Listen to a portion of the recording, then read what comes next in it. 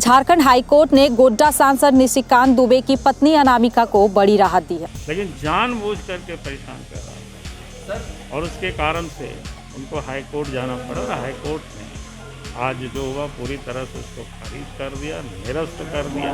परिवार तक को भी नहीं छोड़ रहे हैं, परिवारों को भी परेशान कर रहे हैं। तो ये लोकतंत्र के लिए बड़ा खतरा है और इसलिए फिर हम ये मांग करते हैं कि जिन जिन पदाधिकारियों ने जो गलत किया है, सरकार उनके ऊपर कार्रवाई करे।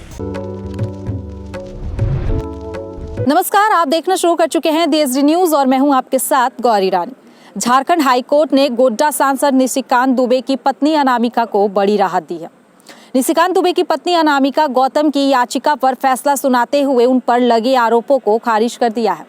इसी मुद्दे को लेकर आज सदन में विपक्ष ने भी आवाज उठाई।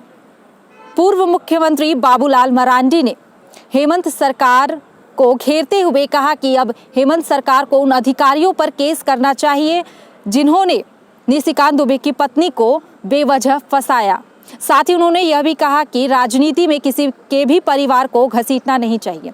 क्या कुछ झारखंड के पूर्व मुख्यमंत्री बाबूलाल मरांडी कह रहे हैं, आइए आपको सुनाते हैं। के साथ लड़े, खुल करके लड़े, किसी को कोई तकलीफ नहीं, कोई दिक्कत नहीं, लेकिन उनके पत्नी के ऊपर एक नहीं दर्जनों केस देवघर में किया गया और केस ही नहीं किया गया, बार बार थाना की ओर से यह नोटिस भी दिया गया कि वे सशरीर उनको उपस्थित होना है।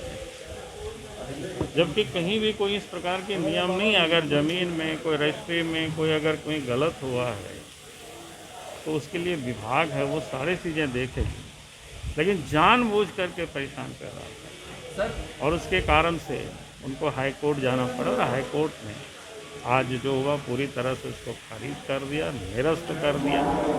अब हम सरकार से ये मांग करते हैं कि पहले तो जिन लोगों ने गलत तरीके से निशिकांत जी की पत्नी के ऊपर जो केस किया, उन पदाधिकारियों के ऊपर कार्रवाई होनी चाहिए। अगर उन पदाधिकारियों के ऊपर कार्रवाई नहीं होती है तो इसका अर्थ ये होगा कि राज्य के मुख्यमंत्री ही, राज्य में बैठी हुई सरकार ही जो विरोधियों की आवाज़ को दबाने के लिए परिवार तक को भी नहीं छोड़ रहे हैं, परिवारों को भी परेशान कर रहे हैं। तो ये लोकतंत्र के लिए बड़ा खतरा है और इसलिए फिर हम ये मांग करते हैं कि जिन जिन पदाधिकारियों ने जो गलत किया है, सरकार उनके ऊपर कार्रवाई करे।